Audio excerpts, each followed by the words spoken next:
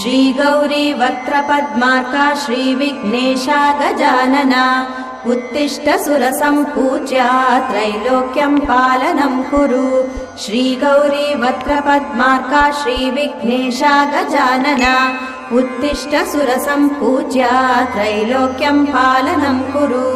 उत्तिष्ठोत्तिष्ठ हेरम्बा उत्तिष्ठ गणनायका उत्तिष्ठ करुणापूर्णा भक्तानां भाग्यदायका।